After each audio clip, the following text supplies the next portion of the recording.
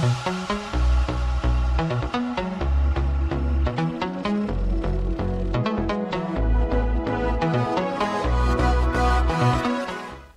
Tuhan, selamat pagi, selamat kita berjumpa, dan saya sampaikan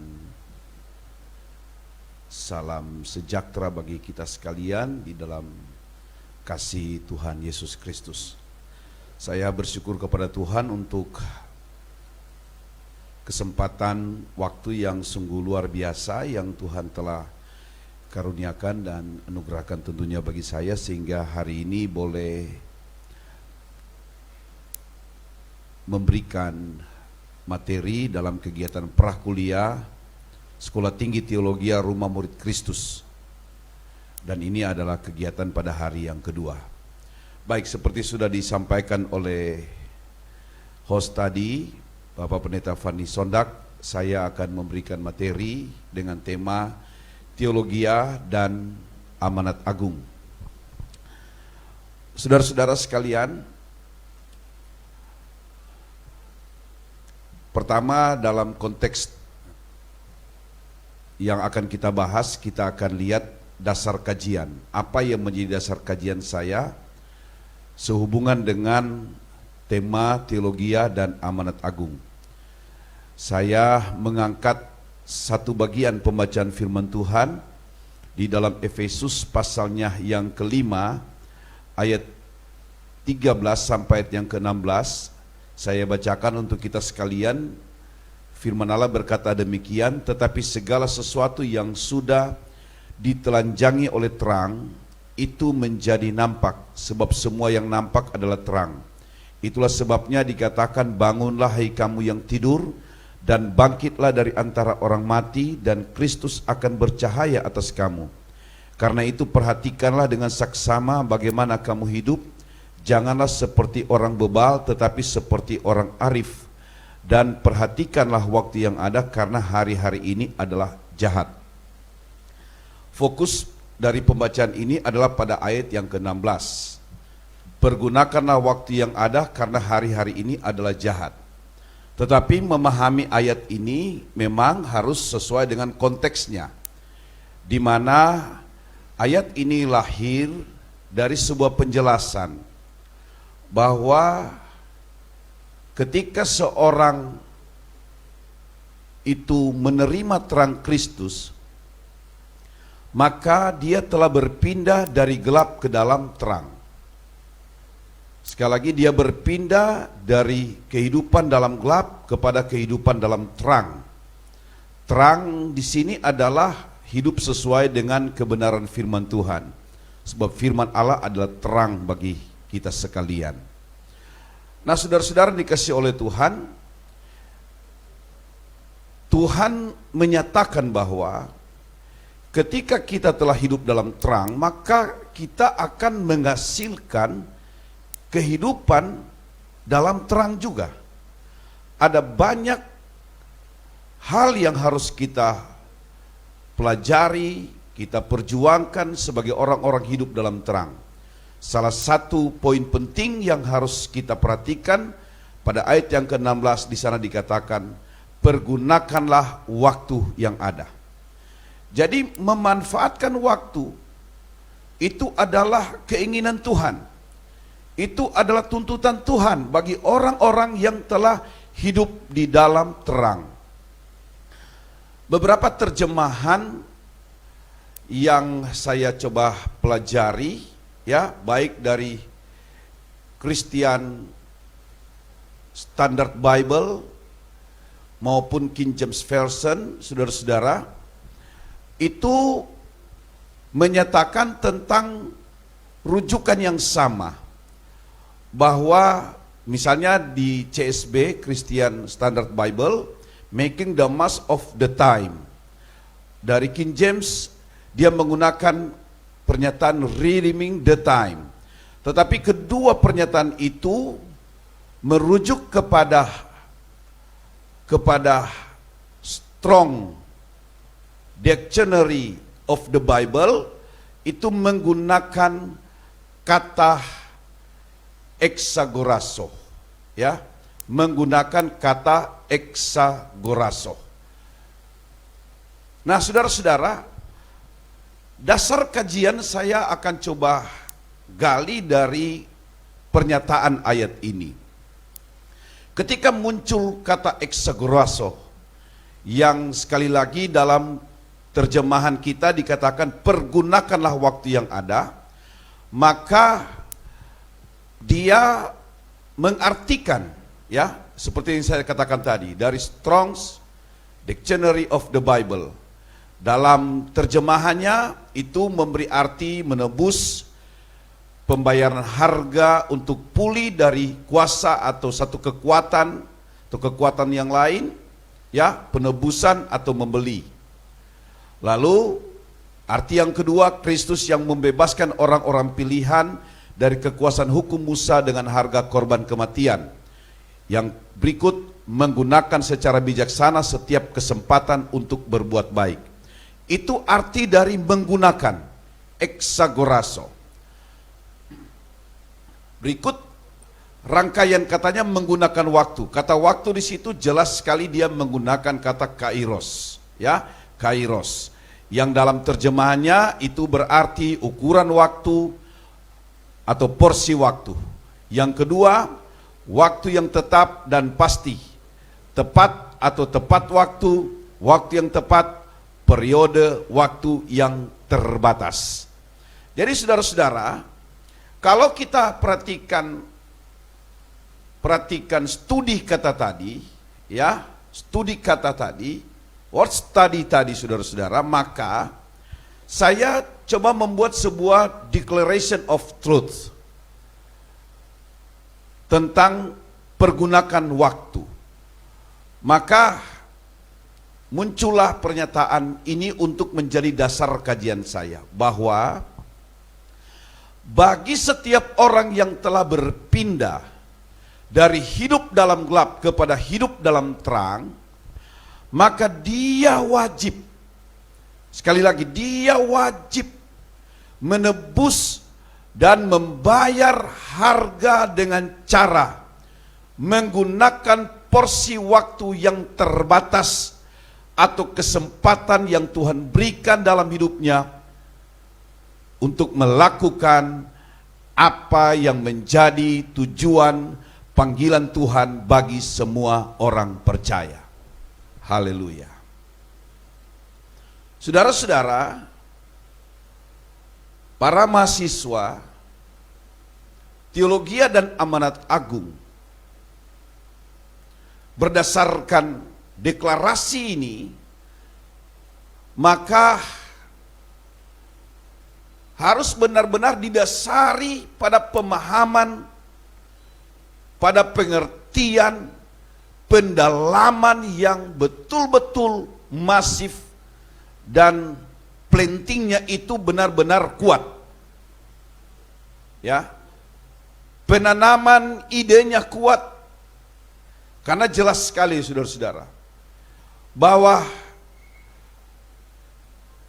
ketika kita telah hidup dalam terang, maka wajib, saya melihat saudara-saudara ketika muncul kata membayar, ya, harga atau menebus apa yang hilang, itu sebenarnya adalah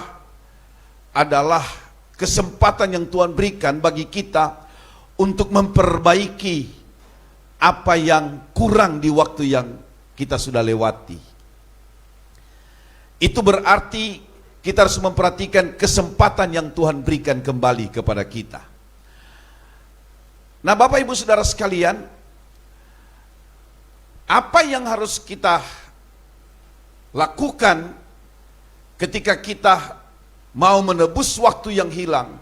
Kita mau menggunakan porsi waktu yang Tuhan berikan sejak kita hidup di dalam terang Kristus. Mari kita perhatikan 2 Korintus 5 ayat 15.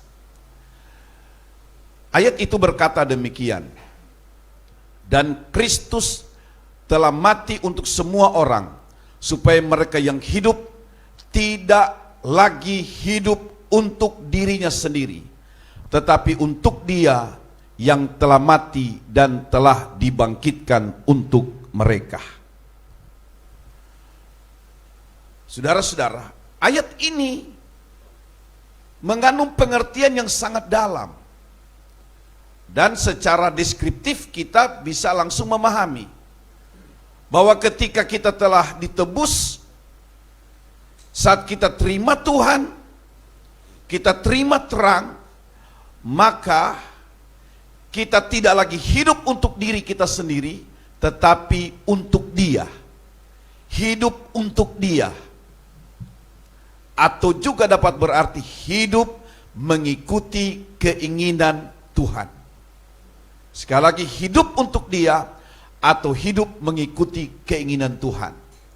Mari kita masuk saudara-saudara kepada apa yang menjadi pokok pembahasan kita, pokok materi hari ini. Dimulai dengan pertanyaan, apa keinginan Tuhan yang terdalam dan terbesar bagi setiap orang percaya yang telah menjadi pengikutnya? Apa keinginan Tuhan yang terbesar bagi setiap orang yang telah diberi kesempatan oleh Tuhan untuk hidup dalam terang, untuk menjadi pengikutnya? Apa keinginan Tuhan?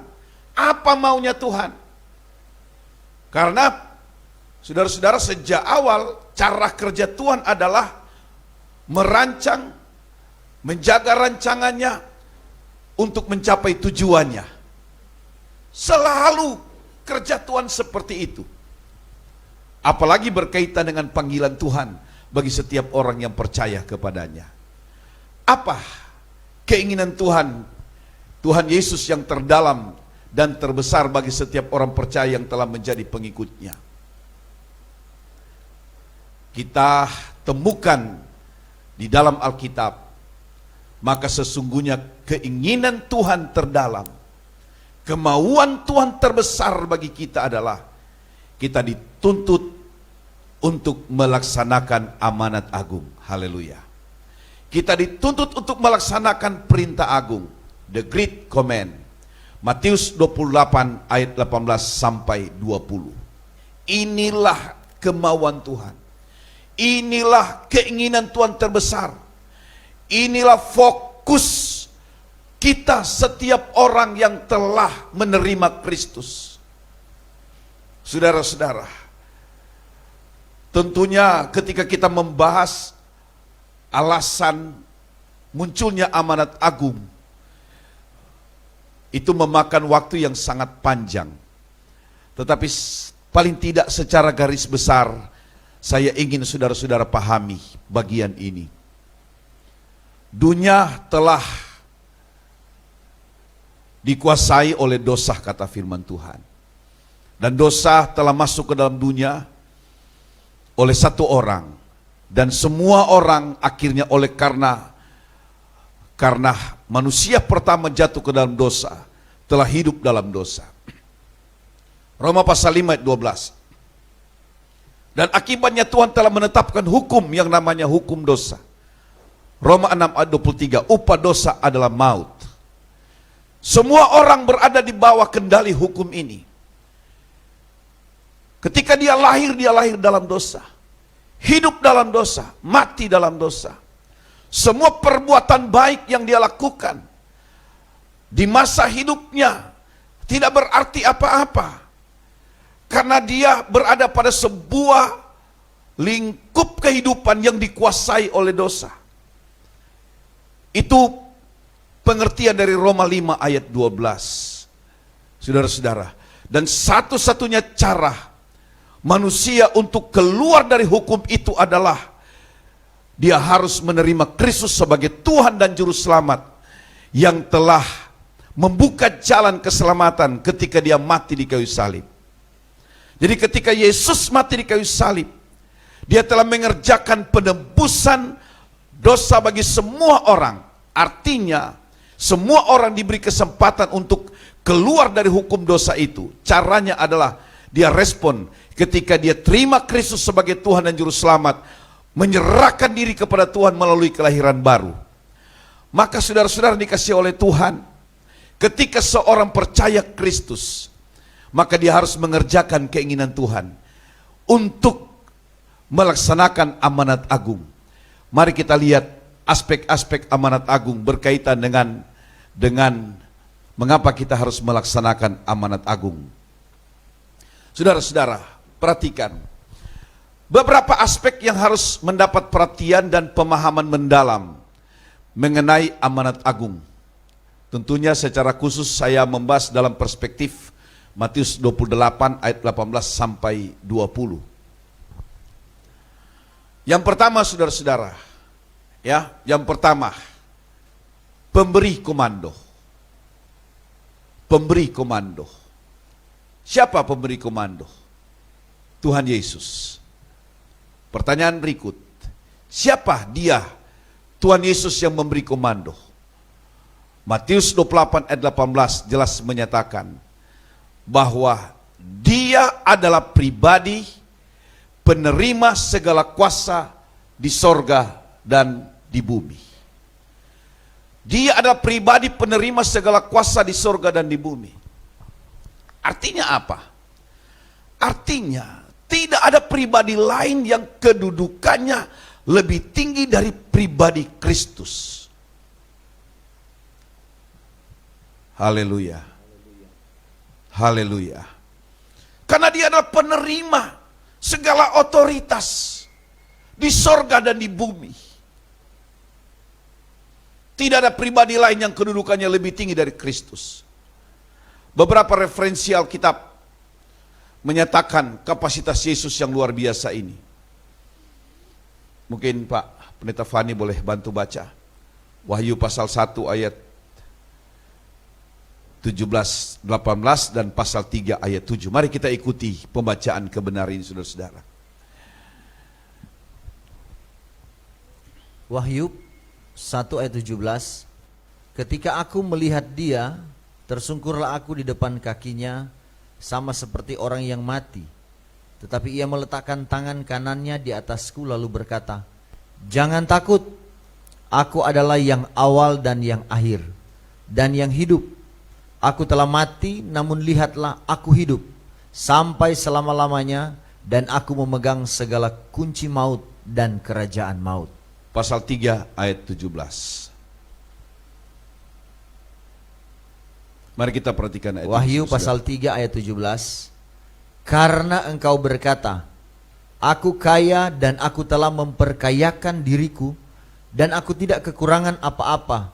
Dan karena engkau tidak tahu bahwa engkau melarat dan malang, miskin, buta dan telanjang. Maaf Pak Fani, ayat 7. Maksud saya ayat 7. Minta maaf. Wahyu 3 ayat 7.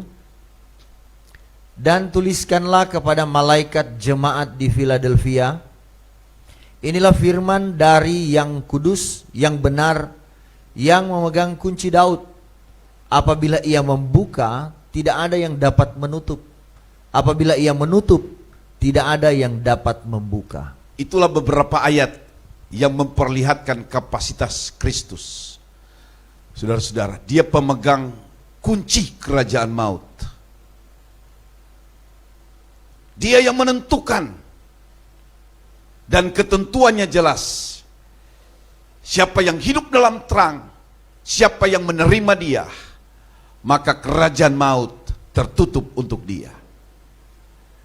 Dia hidup terus bersama dengan Tuhan sampai dalam kerajaan surga.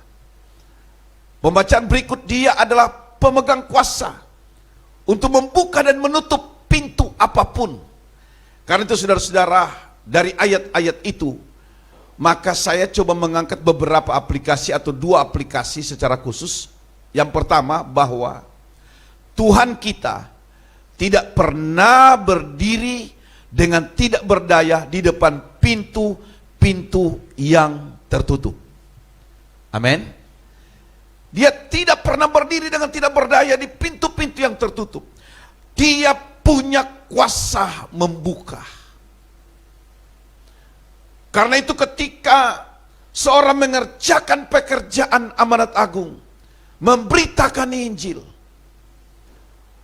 Ada daerah-daerah yang menurut perhitungan-perhitungan, pertimbangan-pertimbangan, baik misi maupun budaya dan lain sebagainya, sangat sulit.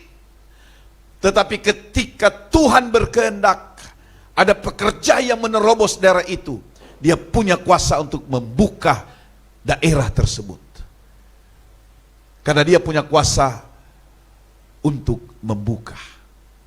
Yang kedua, saudara-saudara, dari kebenaran itu, maka kepada pelaksana amanat agung tidak perlu resah jika masih ada pintu-pintu yang tertutup. Itu poin yang pertama berkaitan dengan pemberi komando. Aspek pertama dari amanat agung.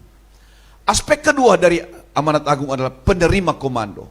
Siapakah penerima komando? Para murid. Ya, para murid. Mereka-mereka yang komitmen untuk ikut Tuhan. Karena memang sejak awal Tuhan telah menyatakan bahwa siapa yang mengikut aku menjadi pengikut Kristus, maka dia akan diarahkan menjadi penjala manusia. Jadi penerima komando adalah para murid. Semua yang akhirnya bergabung menjadi murid Kristus adalah penerima amanat agung. Aspek ketiga adalah isi dan area komando agung tersebut. Apa isi dari amanat agung itu? Jelas sekali, menjadikan semua bangsa di seluruh bumi itu menjadi murid Kristus. Menjadikan semua bangsa. Jadi sasarannya kepada semua bangsa. Di daerah mana? Di daerah tertentu? Tidak. Kalau saudara perhatikan gerakan penginjilan, itu telah melalui perjalanan panjang dari Yerusalem ke Yudea, ke Samaria, lalu menyebar ke Asia Kecil, ke daerah Akaya, ke Makedonia, ke daerah Roma, terus ke daerah Eropa, ke Afrika. Saudara-saudara, terus bergulir, terus berjalan, sampai akhirnya boleh ada di daerah kita. Walaupun di catatan misi masih cukup banyak daerah dan suku yang sedang diupayakan untuk dijangkau oleh amanat agung. Nah, saudara-saudara, jadi isi komandonya jelas, menjadikan semua bangsa murid Tuhan. Saudara-saudara, saya ingin penekanan pada bagian ini. Karena perintahnya jelas, menjadikan semua bangsa, areanya jelas, seluruh dunia. Maka pendalamannya adalah bagaimana mencapai sasaran seluruh bangsa tersebut. Ini sudah berkaitan dengan strategi amanat agung, strategi penginjilan, strategi misi. Tentunya hanya pada poin-poin penting yang saya ingin sampaikan, ya, atau dua prinsip utama bagaimana kita memiliki strategi untuk mencapai sasaran seluruh bangsa. Yang pertama, strategi dasarnya adalah setiap murid, sekali lagi setiap murid diindoktrinasi. Jadi setiap orang yang percaya diindoktrinasi. Artinya diajar dan dibentuk untuk menjadi murid sejati. Kekurang pahaman terhadap konsep ini yang harusnya, saya harus jujur katakan, harus benar-benar dipahami oleh gereja-gereja, denominasi gereja. Itu akan sangat menghambat upaya-upaya menjangkau jiwa-jiwa. Karena konsep dasarnya sesungguhnya adalah bahwa setiap murid dia harus diindoktrinasi, dia harus diajar, harus dibentuk untuk menjadi murid sejati. Alasannya tentunya saudara tahu. Karena murid sejati ini pasti akan diarahkan untuk memberitakan Injil kemana saja dia akan diutus. Yang kedua, saudara-saudara, strategi kedua, bagaimana kita mencapai sasaran seluruh bangsa. Maka semua murid yang kedua, semua murid Tuhan harus melibatkan diri dalam memproklamasikan berita Injil secara intensif maupun ekstensif.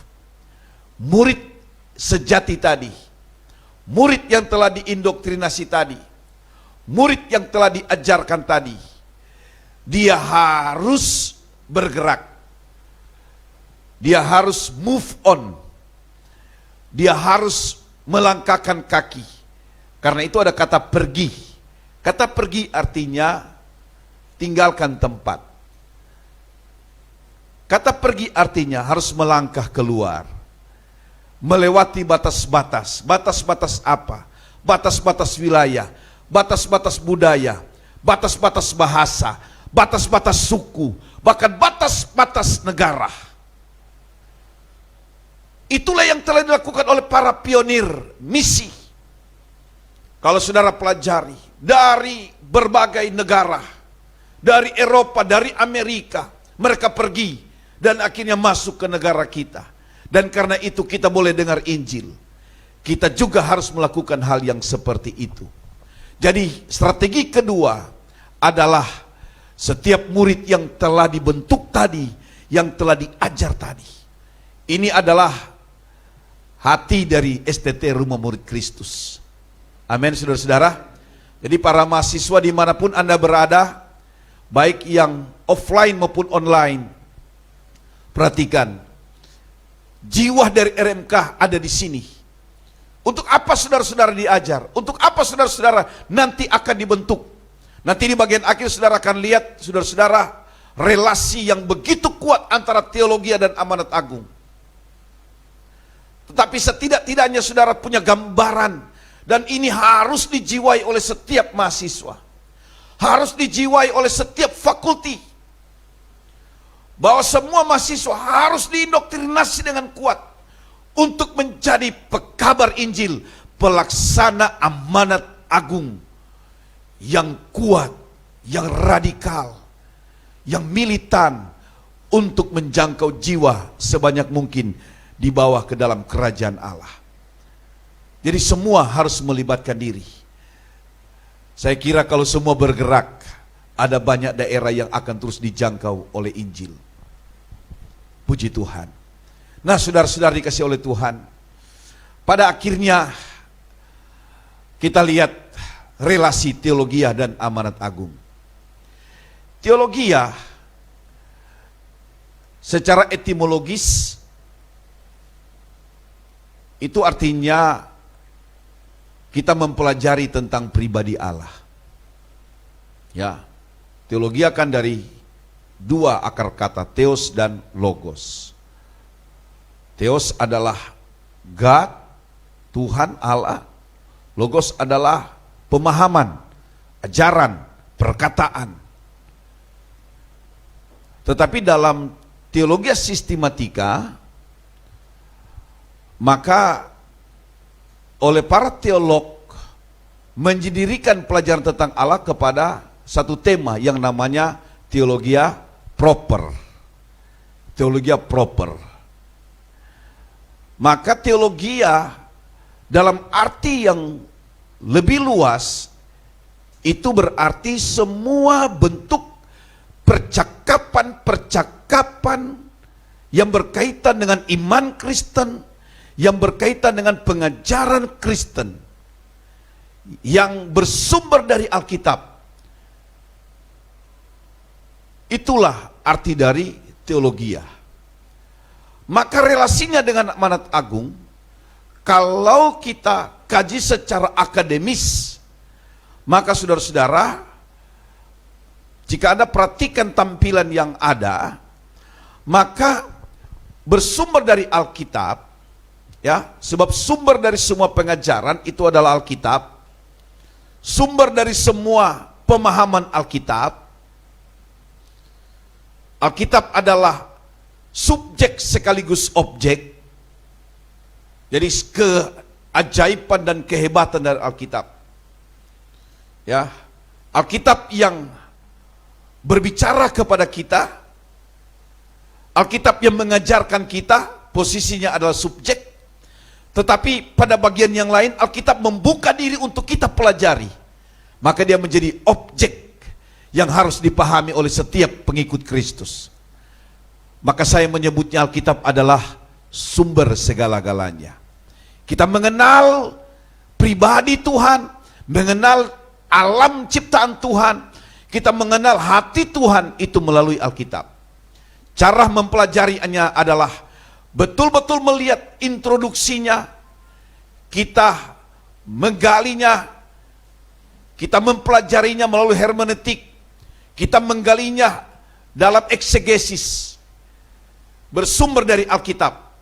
3 poin penting yang harus dikerjakan secara akademis: introduksi, hermeneutik, dan eksegesis. Maka kajian ini akan melahirkan yang namanya biblical theology dan historical theology. Saudara-saudara, jadi produk dari penggalian itu disebut dengan biblical theology, dan ada banyak sejarah yang berkaitan langsung dengan Alkitab. Maka hasilnya adalah ketika pendalaman biblical theology itu dengan kuat, maka lahirlah yang disebut dengan teologia dogmatika. Beberapa teolog menyebut teologi dogmatika itu juga teologia sistematika, karena itu adalah pemahaman yang secara sistemis, secara tersistem dengan baik, yang melahirkan dogma-dogma Kristen yang begitu kuat, begitu luar biasa. Ada 11 pilar teologia dogmatika atau 11 pilar teologia sistematika.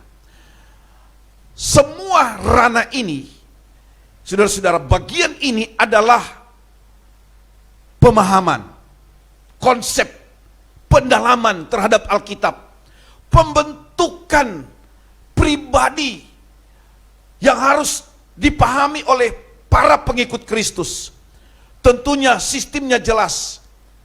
Ada karunia guru yang akan mengajar, ada karunia gembala yang akan mengajar, jemaat yang akan diajar, pengikut Kristus yang akan diajar. Ini semua, saudara, ya, konsep-konsep teologis yang saya sudah sebutkan tadi. Sasarannya adalah, kalau dalam dunia akademik, saudara-saudara, dia akan mendarat ke teologi praktika, ya, penerapan pemahaman tersebut, dan di dalamnya ada misiologi yang berbicara tentang bagaimana menjadi utusan Injil untuk melaksanakan amanat agung. Saya ingin, saudara-saudara, mahasiswa Sekolah Tinggi Teologi Rumah Murid Kristus, atau kepada siapapun yang dapat mengikuti pengajaran ini, saudara-saudara, bahwa tujuan utama dari semua pemahaman teologi adalah ada kepada kita diarahkan untuk melaksanakan amanat agung. Karena itu fokusnya, itu destination of spiritualnya, itu tujuan kehidupan rohani, saudara-saudara. Amanat agung, di mana amanat agung itu dibicarakan. Seharusnya menurut saya, saudara-saudara, ketika kita bicara, kalau sudah lihat relasinya, teologia, maka harus selalu mendarat kepada amanat agung. Apalagi kalau sudah bicara teologi praktika, di dalamnya ada misiologi, di dalamnya ada penginjilan, di dalamnya ada begitu banyak ilmu yang berkaitan dengan misi. Harus tujuannya kepada amanat agung. Karena itu di STT Rumah Murid Kristus, maka teologi dan amanat agung adalah relasi yang akan terus dibicarakan, akan terus diimpartasi kepada seluruh mahasiswa, sehingga benar-benar semua yang mengikuti pembelajaran di STT Rumah Murid Kristus memahami hal ini. Karena itu dalam kegiatan perah kuliah ini, saya berharap mindset para mahasiswa yang akan mengikuti perkuliahan di STT Rumah Murid Kristus benar-benar terbentuk dengan baik untuk mencapai fokus dari Kristus sendiri, dan inilah yang menjiwai Sekolah Tinggi Teologi Rumah Murid Kristus. Tuhan memberkati kita sekalian. Terima kasih. Puji Tuhan, sungguh materi yang luar biasa yang tentu telah membangkitkan gairah dan semangat kita untuk menjadi murid-murid Kristus yang benar-benar mencapai tujuan Tuhan. Puji Tuhan. Sebelum kita lanjut, ada pertanyaan yang masuk ini, Pak Pendeta Novi Kapo. Ada beberapa pertanyaan. Ya. Yang pertama dari salah satu orang yang bertanya, biasanya ya orang berpikir untuk menjadi pelaksana amanat agung itu harus menjadi pelayan Tuhan dulu, atau menjadi pendeta lah katakan, jadi gembala, menjadi guru agama. Nah, bagaimana kira-kira jemaat Tuhan, ya, jemaat yang bukan sebagai pelayan itu, yang dikatakan sebagai murid, dapat menjadi pelaksana amanat agung? Mungkin ini pengertiannya secara praktis mungkin. Lalu pertanyaan yang kedua justru yang sedikit berbeda dengan pertanyaan yang pertama. Ini muncul di kolom komentar di siaran langsung dari seorang mahasiswa, Saudara Brian Eric Lolowang. Izin bertanya, apakah gembala-gembala sidang melakukan amanat agung? Ya, mungkin dia jelaskan, pertanyaan ini dia jelaskan begini. Bagaimana mengaitkan amanat agung dengan pelayanan gembala-gembala sidang yang hanya berdiam di satu tempat? Terima kasih. Mungkin maksudnya di gereja-gereja lokal tertentu atau sinode-sinode tertentu yang memang gembala sidangnya itu sudah dilokalisir. Mungkin, ya. Jadi dia tidak ada di lokasi-lokasi tertentu saja. Mungkin saya tafsirkan seperti itu. Ya, mungkin bisa dijawab. Puji Tuhan, terima kasih untuk respon saudara-saudara yang begitu cepat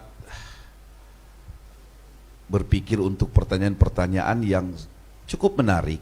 Dan ini memang saya kira pantas saja, karena ketika kita membahas materi tadi pasti akan memunculkan pertanyaan-pertanyaan berkaitan dengan realita tentunya yang terjadi sekarang ini. Pertanyaan pertama tadi, ya tentunya kalau saudara ikuti materi tadi jelas sekali bahwa tidak terbatas pada kelompok tertentu atau tidak harus mengikuti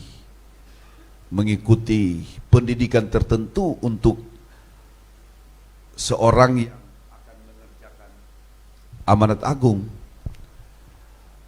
Yesus sendiri berkata dalam Injil Matius pasal yang keempat ayat yang ke-16 bahwa ikutlah aku dan kamu akan kujadikan penjala manusia. Kalau saya melihat ayat ini, justru yang menjadi sebuah keprihatinan adalah dia menyatakan diri pengikut Kristus tetapi tidak menjadi penjala manusia. Ya, Tuhan tidak berkata dia harus disendirikan dulu, dia harus ikut pendidikan ini itu, harus mengikuti sekolah misi, tidak. Siapapun dia. Nah, walaupun untuk para murid yang baru dia harus mendapatkan bimbingan, pengajaran yang disebut dengan pemuritan, discipleship. Tetapi saudara-saudara, secara natur ilahi yang Tuhan sampaikan adalah setiap pengikut Kristus dia akan diarahkan menjadi penjala manusia. Saudara-saudara, justru kalau saya mau buat ini semacam kalimat negatif, kalau ada orang yang berkata pengikut Kristus lalu dia tidak menjadi penjala manusia, sebenarnya pertanyaan akan muncul, selama ini dia ikut siapa? Dia ikut siapa? Jangan-jangan dia hidup di dalam imajin kekristenan saja. Ya. Dia merasa pengikut Kristus, tetapi sebenarnya substansinya dia bukan pengikut Kristus. Karena kalau dia pengikut Kristus, dia harus dan akan diarahkan menjadi penjala manusia. Apalagi ketika dia telah menerima pengurapan kuasa. Kisah Rasul 1 ayat 8 berkata bahwa kamu akan menerima kuasa kalau Roh Kudus turun ke atas kamu, dan kamu akan menjadi saksiku. Jadi antara menerima kuasa Roh Kudus dan menjadi saksi, dua bagian yang tidak dapat dipisahkan. Jangan heran orang-orang yang telah menerima pengurapan kuasa lalu dia tidak menjadi saksi, lama-lama dia mengalami kegersangan kuasa. Ya, dia tidak lagi memiliki api itu. Itu pertanyaan pertama. Jadi saya kira Pak Pendeta Fani memang setiap orang dia akan diarahkan menjadi pelaksana amanat agung. Tidak harus melalui proses pendidikan tertentu. Walaupun harus ada pemuritan. Pertanyaan kedua, saudara-saudara, saya kira pertanyaan ini muncul dari realita. Ya, karena memang begitu banyak mereka yang menyebut diri menerima panggilan gembala tetapi tidak punya program, apalagi tindakan pelayanan penginjilan, pelayanan misi. Yang ada mungkin kalau saudara-saudara saya melihat yang disebut dengan level misi kontekstual, ada 5 level di sana, dan level yang paling tinggi adalah bagaimana seseorang betul-betul melibatkan diri secara masif, baik dalam cross culture maupun religion, saudara-saudara, mission ya. Jadi ada penginjilan yang baik lintas budaya maupun lintas agama. Dan justru level yang terendah adalah mereka yang terlibat di dalam konteks pelayanan gereja tetapi tidak ada program penginjilan. Jadi saya kira yang harus dikerjakan adalah setiap hamba Tuhan, gembala sidang harus menyadari hati Tuhan ini. Saya kira kesadaran terhadap amanat agung dulu, saudara-saudara. Dan jika dia tidak lakukan itu, tentunya ya dia akan berurusan dengan yang punya komando. Karena pemilik komando adalah Tuhan sendiri. Saya kira begitu, Pak Pendeta Fani. Ya, puji Tuhan. Jadi pertanyaan yang kedua itu sudah dijelaskan, atau maksud saya 2 pertanyaan itu sudah dijelaskan, meskipun mungkin belum sangat melebar, sangat dalam karena waktu kita. Tetapi yang pasti ruang lingkup yang terbatas, yang mungkin secara organisasi mengikat, tidak harus membuat kreativitas para pelayan maupun semangat untuk memberitakan Injil. Ada banyak cara yang dapat digunakan, ya. Puji Tuhan. Tentu terima kasih untuk materi hari ini dari Pendeta Yeskiel Novi Kapo.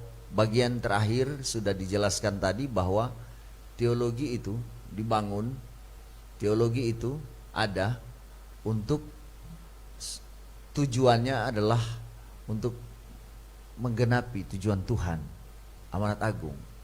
Teologi itu harus berorientasi kepada amanat agung, khususnya adalah pemenangan jiwa-jiwa.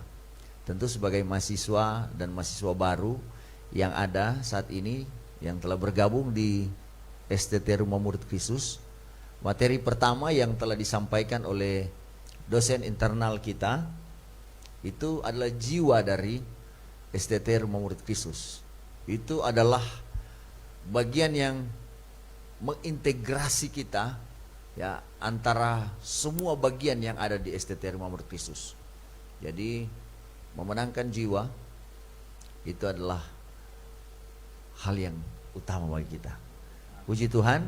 Terima kasih untuk materi pertama hari ini, teologi dan amanat agung, yang sudah disampaikan oleh pemateri kita, Pendeta Yeskiel Novi Kapo, Magister Teologi, dalam kapasitas sebagai Wakil Ketua 1 bidang akademik di Sekolah Tinggi Teologi Rumah Murid Kristus.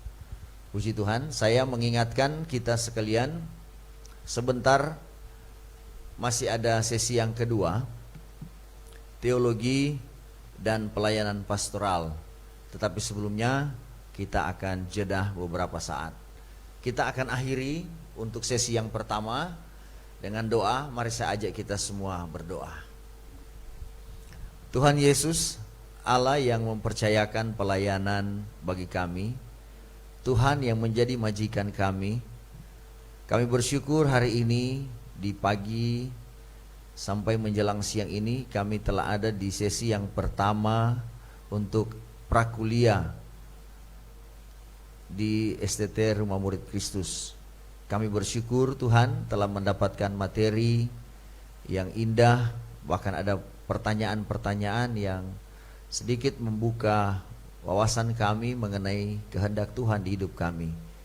Biarlah kiranya setiap taburan firman, materi yang telah disampaikan itu telah memberkati roh kami, memberi semangat bagi jiwa kami, membuka pemahaman kami, bahkan menggerakkan setiap aktivitas kami untuk mencapai tujuan Tuhan, memenuhi amanat agung seperti apa yang Tuhan inginkan dalam hidup kami.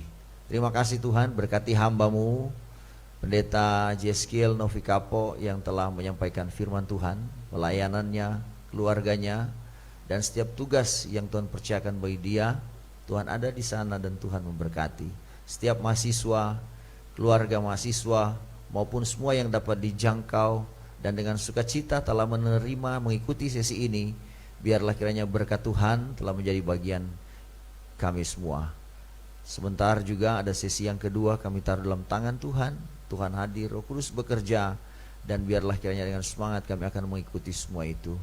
Terima kasih, terpuji Tuhan. Kami akhiri di sesi yang pertama ini bersyukur kepada Tuhan dalam nama Tuhan Yesus. Haleluya.